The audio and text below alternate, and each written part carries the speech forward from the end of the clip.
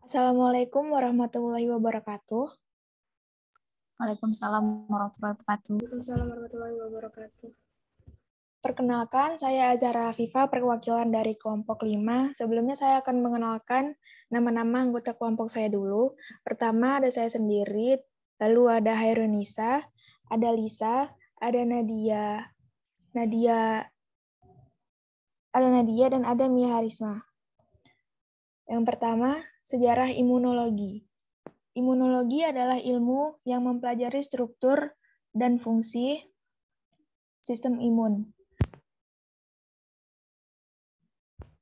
Imunologi awalnya berasal dari ilmu mikrobiologi. Imunitas pertama kali diketahui saat terjadi wabah Athena pada 430 sebelum Masehi. Thucydides mencatat bahwa orang yang sembuh dari penyakit sebelumnya dapat bertahan tanpa terkena penyakit lagi. Lambat laun, diciptakan istilah immunity yang diturunkan dari istilah Latin immunitas untuk menggambarkan resistensi semacam itu. Pada abad ke-10, Dr. Iran Al-Razi merupakan orang pertama yang membedakan antara cacar atau smallpox dan campak atau measles, dan juga mencatat kemungkinan teori pertama tentang imunitas dapatan atau acquired immunity.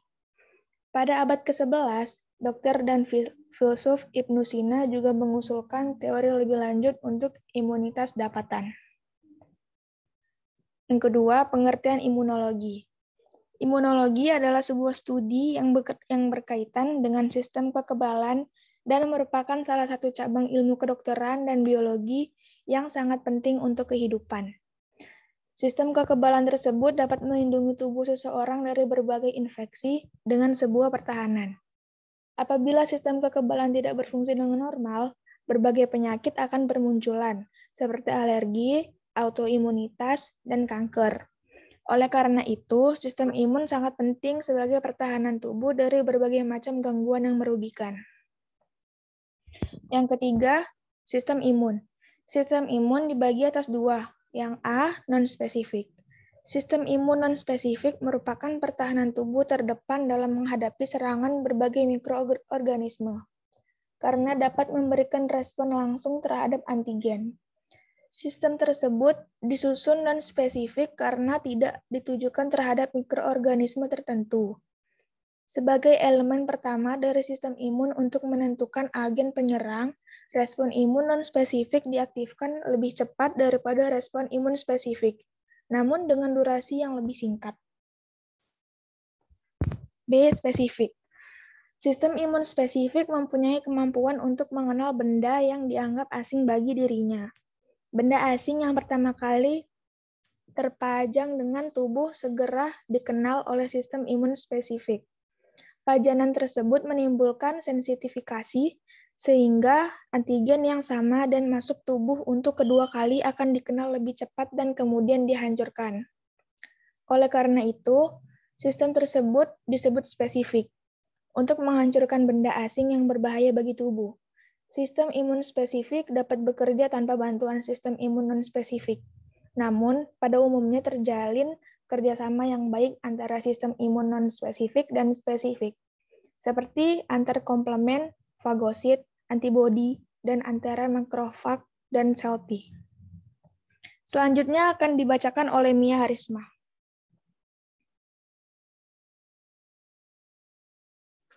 Empat, sel sistem imun non-spesifik. Sistem imun non-spesifik atau innate immunity adalah sistem pertahanan tubuh yang bersifat fisik. Pertahanan ini menjadi pertahanan garis depan dari tubuh kita terhadap benda-benda asing yang masuk.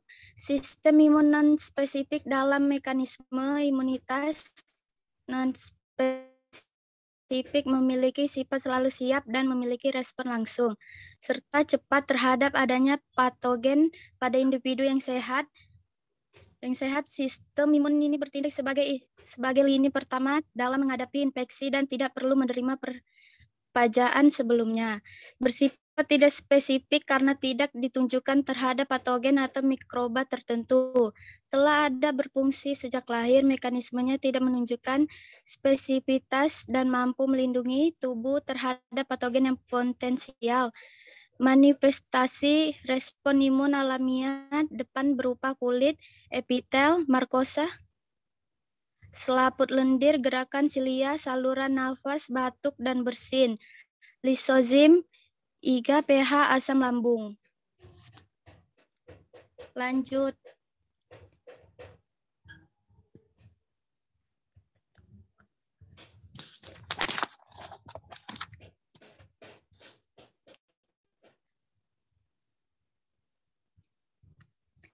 Lima, sel sistem imun spesifik. Pertahanan tubuh spesifik merupakan pertahanan ketiga butuh tubuh dan bekerja jika antigen berhasil masuk ke dalam tubuh dan telah melewati sistem pertahanan tubuh non-spesifik internal. Sistem pertahanan tubuh spesifik yaitu limfosit terdiri dari dua macam, yaitu limfosit B dan limfosit T. Mereka ini akan beredar di seluruh tubuh kita untuk mengatasi patogen-patogen yang berhasil masuk ke tubuh kita.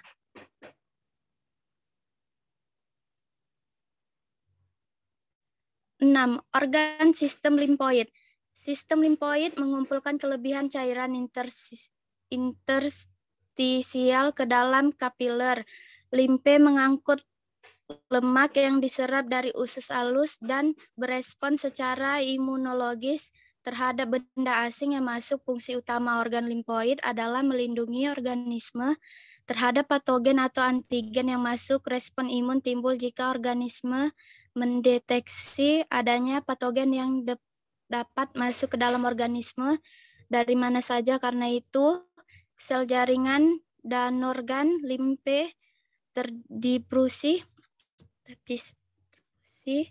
luas di tubuh.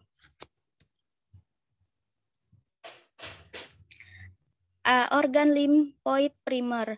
Organ limfoid primer meliputi timus dan sumsum tulang. Mereka adalah tempat di mana limfosit B dan T membedakan dari sel induk. Oleh karena itu disebut sebagai situs limfosis. Organ-organ ini pertama kali ditemukan pada burung, di mana pematang limfosit B terjadi di bursa Fabricius. Manusia tidak memiliki organ ini pada manusia. Limfosit B malang dan berdiferensiasi dari sel induk hematopoietik di hati janin selama kehidupan embrionik. Setelah lahir pematang dan diferensiasi sel B terjadi di sumsum tulang. Sel-sel luhur di sumsum tulang berdiferensiasi menjadi limfosit T. Begitu mereka berimigrasi ke timus. Dengan demikian, fungsi utama timus adalah untuk mengarahkan limfosit T untuk membedakan antara antigen sendiri dan non-sel.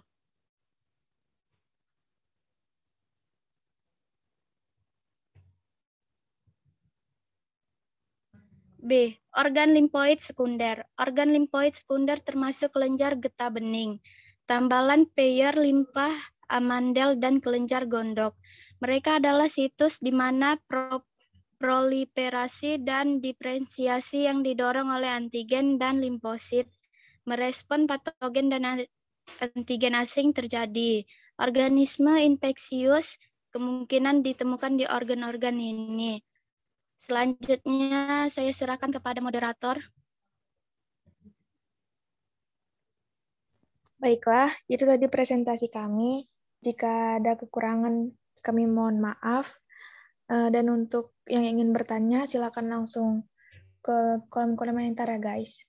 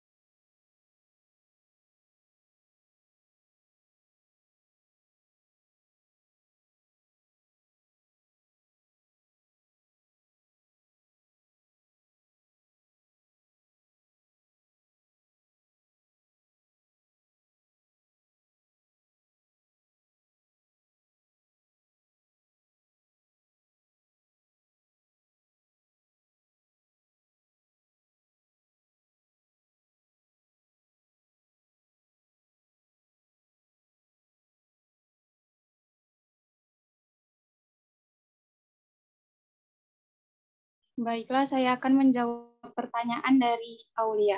Pertanyaannya yaitu, coba berikan contoh sel yang dapat ditemukan dalam sirkulasi. Jadi sel yang dapat ditemukan di dalam sirkulasi yaitu fagosit, sel NK atau natural killer, sel mast, dan eosinofil berperan dalam sistem imun non-spesifik seluler.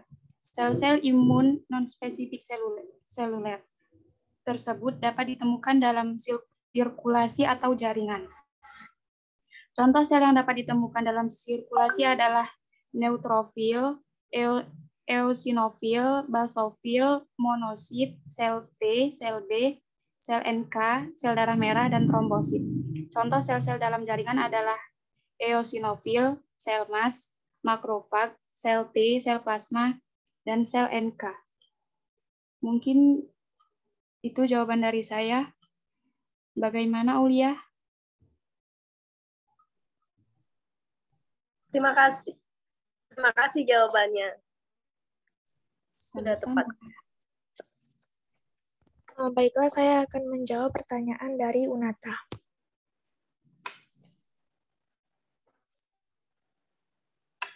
Pertanyaannya, bagaimana cara individu mengatasi infeksi patogen? Yang pertama, mungkin bisa membiasakan diri untuk mencuci tangan dengan menggunakan air mengalir dan sabun. Lalu, memasak makanan atau minuman hingga matang sebelum dikonsumsi. Dan menggunakan masker ketika sedang berada di luar rumah atau ketika sedang sakit. Unata. Baik.